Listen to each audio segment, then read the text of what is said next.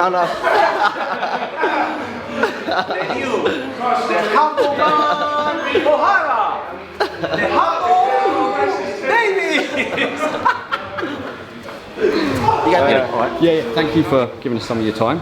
Just to say on camera, you're the first boxer I've had in my car as well. Yeah, firstly, it'd just be really nice to kind of obviously know how kind of you and Angel got together. Obviously, we know Angel for quite a while kind of thing, so obviously we know how talented he is. Talk us a little bit like how that kind of... how it came about. I felt like after me and my old coach parted ways, I felt like I needed a coach that's all about me, or that's all about the boxer. A coach that thinks about the boxer as much as he thinks about himself, because ultimately my success is their success and their success is my success. And after me and my old coach ended, I felt like I needed a coach that knows how to train a fighter, and I've seen the work he's done over at AJ's camp. I saw a big improvement from Isaac Chamberlain from when he fought Okoli to when he fought in a Watkins fight. There was a massive improvement, and that was all under Angel. And I said to myself, so I phoned him, I spoke to Adam Hart, and Adam Hart was like, you know what, I'm going to get you a few coaches, I'm going to get you like a list, and if you just go through that list, and then if you choose one, then I'll just get in touch with them.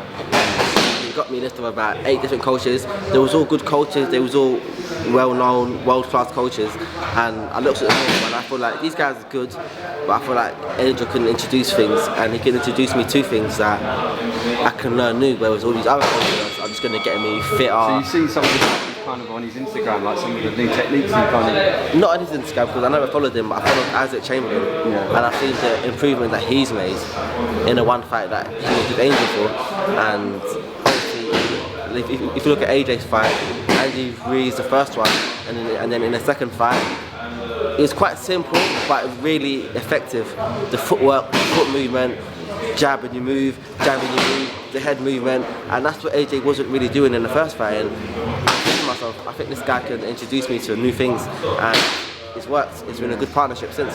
So, I mean, the first time I've seen Angel for quite a bit, but it's like he innovates like techniques, like up the padding, the sticks and things like that. And it seems like kind of a lot of coaches are now kind of taking on and imitating it. Have you noticed that kind of thing? I have, but the thing is, you can't really imitate unless you've learned, unless you've learned it fully. So I feel like coaches, they can kind of imitate it, but not fully. You can't imitate something fully. There's only one version of you.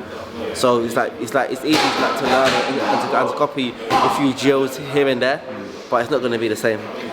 So from the short time you've been working with them, what are the couple of things you've really taken and thought, you know what, I've really added that to my game? Everything. From the footwork to the head movement to me having to keep my hands up to my attack, my defense, when to attack, when to defend, not be in the ropes as much, be the aggressor, I like the centre of the ring. I'm an all-round better fighter now. It's not just in one place. I've learned all round, and I'm thankful. Do you think as well, obviously Angel has a couple of fights in his favour, do you think having that like pretty much one-to-one essentially really helps you, because it means he spends more time with you and it's more of a personal fight? I don't think so, to be honest. I feel like a coach that's got 8 fighters in the gym, he can always give a few hours to one fighter, a few hours to the other fighter. So I feel like that don't really make a difference. I don't think he's got 10 fighters in his books. As long as I get my time, and I don't really mind. I think he's only got about 3 fighters, 2 or 3 fighters now, so I don't really mind. In regards to when you started working with Angel, did he have a little word with you about kind of social media and things like he wanted to The first time I sat down with him, he was like, I would like to coach you, blah blah blah. The only issue I have is your social media. And I was like, listen, that's one thing that you ain't got to think about. You ain't got to worry about that, because in the last press conference that I had, I became humble OD. So I'm a humble guy now anyway. And he was like, okay, cool. I just want you to continue that, because you know me, I like to change. I'm a bit bipolar. I'm humble, I'm arrogant, humble, arrogant. We're like, listen, you with me, you can't go back and be arrogant OD again. You have to stay as a humble OD. So I was like, listen, I can stay humble OD for the rest of my boxing career, and I can be humble. As long as I'm going to improve and I'm going to learn in the gym, I would rather be a humble OD and be with a coach that understands boxing than be an arrogant OD and be with a coach that don't know shit about boxing. So I'm like, I can sacrifice that. I can sacrifice all the humbleness for this. Do you kind of miss a little bit of the... At times, yeah. I won't lie. At times, yeah. At times, I would have tweeted certain stuff or I would have posted certain stuff, and I think Angel ain't gonna like that.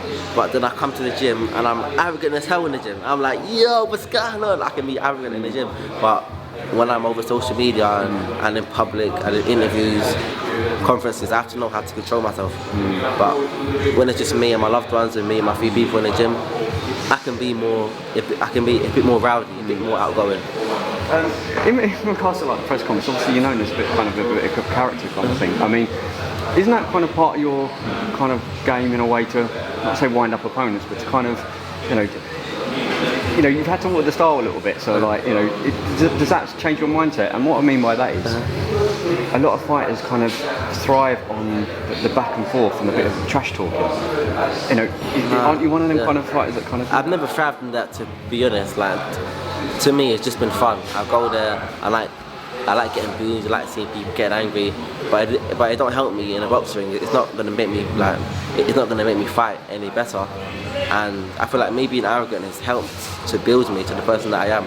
It's helped me to be as known as I am, to get some of the paychecks that I've got, to fight on some of the bills that I've actually fought on, and it's helped me become the OD that I am now. But it's not gonna take me any further. I've really become me. I'm really a face. I'm already a name. Humble, arrogant, it don't matter. Now, I'm a face now. I'm a name. And that way that I've been in the past, it has all helped me to get where I'm at. But I'm at where I'm at now, and I'm not going to lose it unless I lose a fight, which I'm not going to lose a fight. Just obviously in regard to golden contract, just quickly, obviously, because you don't know your opponent, how does that work with like you and Angel? Do you have to study each kind of 3 opponents, or do you sit down separately and think? We have to look at everyone, just have a general overview of how they all are. But once I get an opponent picked, for that 4 or 5 days, we go hard on him and you study every single movement. But even apart from that, I feel like being under him, you have to have everything in your arsenal anyway. I've learned the foot movement, the attacking, defensive. I know how to operate in a boxing ring now. So I more have it in me anyway. There's nothing that I need to, nothing that I would need to change too much after I'm going to fight against. In regards obviously to the 3 opponents, obviously I know everyone wants to see you and Tyrone, but let's not take away the other guys. But who do you think, taking like the track, like what happened with you and Tyrone aside, who do you think's the strongest out of the 3? Who's the strongest in the tournament? Who do you think's like Mohammed Moan? I think he's a good fighter. He's a bit of an unknown as well, isn't he? He's a bit of an unknown. I've seen him fight. He's a good fighter. He's the only, I would say, dangerous one in the tournament. Tyrone McKenna is also a dangerous fighter, but not as dangerous. But to be honest, it don't matter. I just know what I can do, and I'm not thinking about what they can do. I'm thinking about what I can do. And I proved it in my last fight. Everyone thought I was going to come out there and get beat. No good news, unbeaten. He fought Ryan Garcia. He got gold on the Golden Gloves. He's this, he's that. You're going to get your arse up. And I went in there and I done a job on him. And I'm ready to do the same thing again and again and again.